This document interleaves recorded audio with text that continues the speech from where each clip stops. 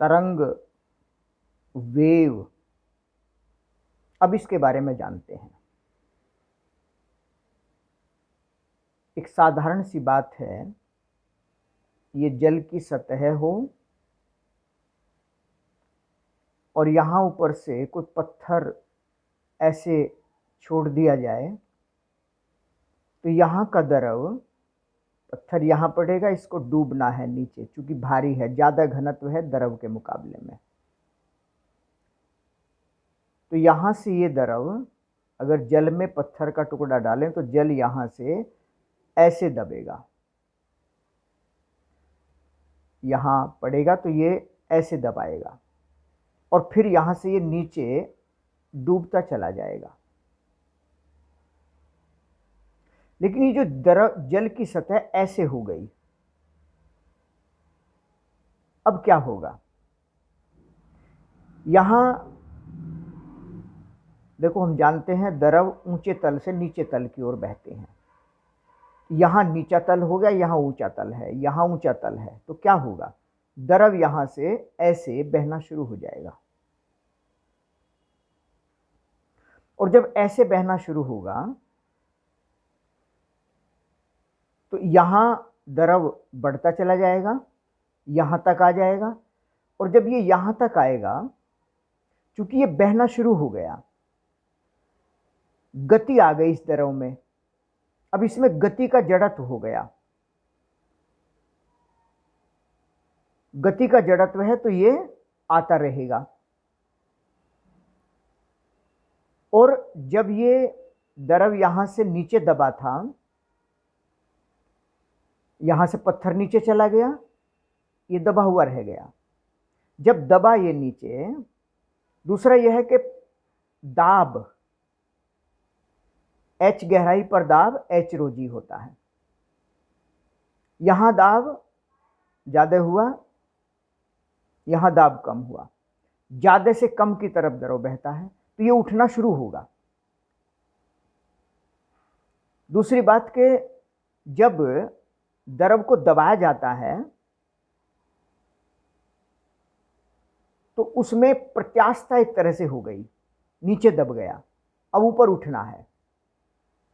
तो मेन चीज हुई एक तो प्रत्यास्थता गुणांक और एक घनत्व, यानी प्रत्यास्थता और जड़त्व कहिए। प्रत्यास्थता इलास्टिसिटी, जड़त्व इनर्शिया।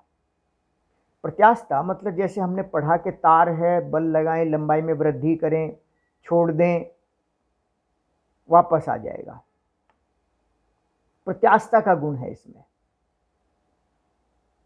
द्रव है, दाब डालें, आयतन, इसमें लंबाई में विकृति आती है, प्रतिबल होता है, विकृति होती है। यहां भी दाब डालेंगे, आयतन में परिवर्तन होगा, कमी होगी, आयतन विकृति आएगी, विलंब प्रतिबल। ऐसे ही एक ये होता है कि जैसे ये कोई वस्तु हो, ये सतह स्थिर हो और ऊपर ही स्पर्श रेखीय अपरूपक बल लगाया जाए, ये सतह कुछ ऐसे तिरछी हो जाती है, बल हटाएंगे तो ये वापस यहीं आती है, यानी इनकी लेयर्स में एक इस दिशा में तनाव हो गया, ऐसे दबने से ऐसे फिर ये तनाव पैदा हो गया और ये बल इसको वापस लाता है, तो ये अपरूपक प्रतिबल कहलाता है। अपरूपक बल एकांक क्षेत्रफल पर कार्य करने वाला बल, दाब, प्रतिबल। तो देखो, ये जानकारी बिल्कुल स्पष्ट माइंड में अगर है तो इसके लिए हम 2-3 तरीके से ये सारी बात अपनी कह सकते हैं।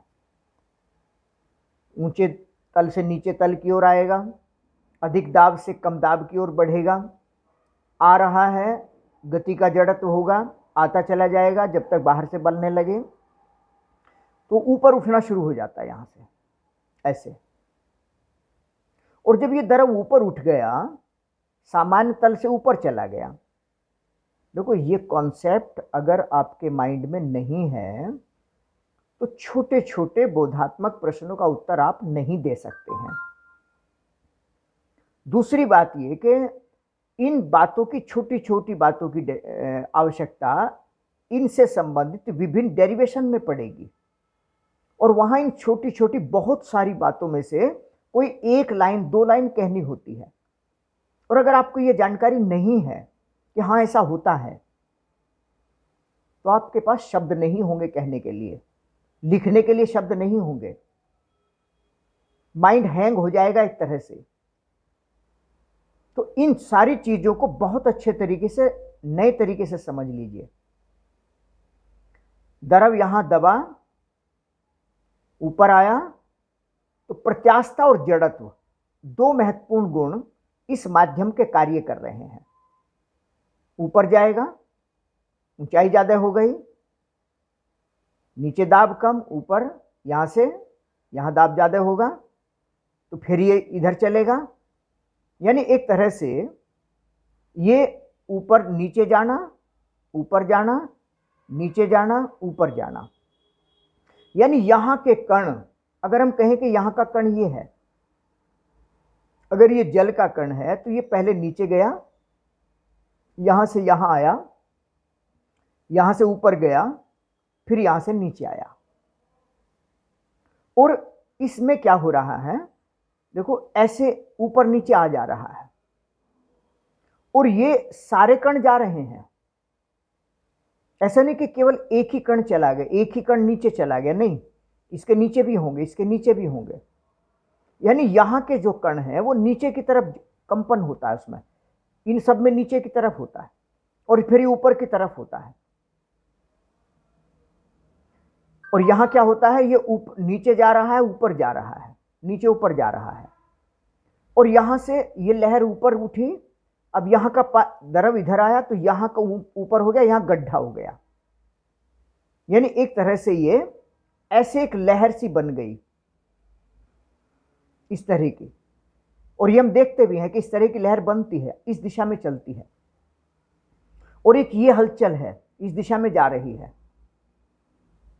तो देखिए, द्रव्यात्मक माध्यम में एक हलचल पैदा हो गई, इधर भी हो गई, पत्थर का टुकड़ा डालने से एक लहर सी चलती हुई आगे जाकर समाप्त हो जाती है। पत्थर का टुकड़ा हमने डाला, एक लहर बनी और किनारों पर जाकर समाप्त हो गई। लहर इधर जा रही है और ये कण ऊपर नीचे ऐसे गति कर रहे हैं। लहर इधर जा रही है, विक्षोभ इधर जा रहा है, डिस्टरबेंस इधर जा रहा है, हलचल इधर हो रही है, और ये हलचल इस एक जिस तरह की यहां पैदा हुई उसी तरह की पूरे माध्यम में आगे होती है। यानी ये इसी तरह की लहर होती है द्रव की ऊपरी सतह पर। तो लहर इधर जा रही है, अगर यहां पत्थर का टुकड़ा फेंका तो लहर इधर जा रही है, हलचल, इसे कहते हैं तरंग जा रही है। तो ये तरंग गति हो गई इधर, तरंग गति, तरंग इधर जा रही है, और माध्यम के कण ऐसे कंपन कर रहे हैं तरंग के चलने की दिशा के लंबवत। तो ये अनुप्रस्थ तरंग हो गई, ट्रांसवर्स वेव हो गई है। और यहां ये कण नीचे जा रहा था, नीचे गया, इसके नीचे के भी गए, तो इस तरीके से नीचे तक चली गई। यानी हलचल इधर भी गई, हलचल इस दिशा में भी जा रही है, और ये इस दिशा में हलचल जा रही है, और इसी दिशा में ऐसे कण कंपन कर रहे हैं। इसका मतलब हुआ कि ये अनुदैर्ध्य तरंग हो गई, लॉन्गिट्यूडनल हो गई। इसमें तरंग के चलने की दिशा के, तरंग एक हलचल है जो बिना अपना स्वरूप बदले एक समान चाल से किसी माध्यम में आगे चलती है। एक माध्यम में एक ही चाल से चलेगी, इस माध्यम में एक ही चाल से चलेगी। यह अनुदैर्ध्य तरंग हो गई, यह अनुप्रस्थ तरंग हो गई। और एक ही माध्यम में दोनों तरंगों की चाल भी अलग अलग होती है,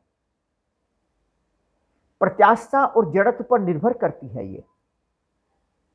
तो अनुप्रस्थ तरंग क्या है, अनुदैर्ध्य तरंग क्या है, तरंग क्या है, गति क्या है, प्रत्यास्थता, जड़त्व कैसे कैसे निर्भर करती है, किस तरह से ये व्यवस्था परिवर्तन होगा इसमें। तो ये सब जानकारी हुई तरंग की महत्वपूर्ण जानकारी, बेसिक जानकारी। ऐसी जैसे कि एक स्प्रिंग है, मान लीजिए ऐसा स्प्रिंग है, और यहां हल्का स्प्रिंग है या बंधा हुआ है, और हम इसे ऐसे एक तरह से झटका देते हैं। अगर ऐसा झटका देंगे तो क्या होगा, यहां के लू ये तार का फेरा एकदम ऐसे जाएगा, और यहां भी विराम के जड़त्व के कारण ठहरा हुआ है।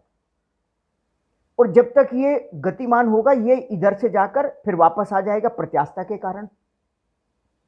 स्प्रिंग में बल नियतांक होता उसके कारण भी आएगा, प्रत्यानयन बल उत्पन्न होता उसके कारण भी आएगा। यानी ये तार का लूप इधर गया झटका देने से, ये ठहरा हुआ है, ये इधर जाकर वापस आना शुरू होगा और तब तक ये इधर आएगा, तो ये इधर आएगा और ये इधर आएगा, तो यहां क्या होगा, ज्यादा लूप इकट्ठे हो गए और ये इधर कम हो गए, फिर यहां ज्यादा हो गए, फिर यहां कम हो गए। तो इस तरह के क्या हो रहा है, ये लूप ऐसे कंपन कर रहे हैं और हलचल इधर जाती है। वो जो हलचल पैदा हुई वो यहां से ऐसे कंपन होते हुए यहां तक चली गई, तो तरंग इधर गई, अनुदैर्घ्य तरंग हो गई, अनुदैर्घ्य तरंग, ट्रांसवर्स वेव, ये ट्रांसवर्स हो गई, ये लॉन्गिट्यूडनल। तो इस तरह से अनुप्रस्थ और अनुदैर्घ्य दो तरंगे संचरित हो रही हैं देखिए माध्यम में। तो ये तरंग कौन सी है, अनुदैर्घ्य तरंग है।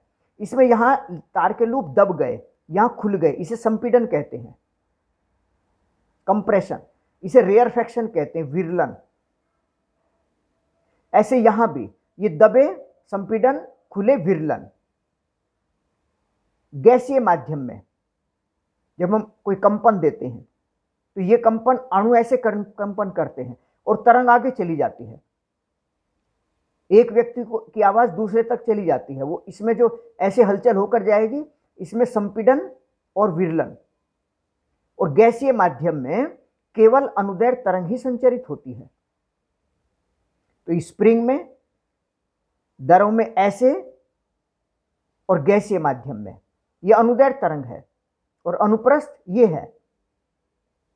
अगर हम कोई डोरी बांध दे, यहां डोरी बांध दी है और झटका देते हैं इसको, ऐसे देखा भी होगा, करके देखें, एक लहर सी बनती है इस तरह की, इस तरह से लहर बनती है। लगातार इसको ऊपर नीचे कंपन कराते रहें तो इस तरह से लूप भी बनते रहते हैं, ये ऐसे बनते चले जाएंगे, लूप दिखाई पड़ते हैं। तो ये अनुप्रस्थ हो गई, हलचल इधर, माध्यम के कण ऐसे कंपन करते हैं। कण माध्यम के कंपन कर रहे हैं, एक हलचल माध्यम में संचरित हो रही है, इस हलचल को कहते हैं हम तरंग।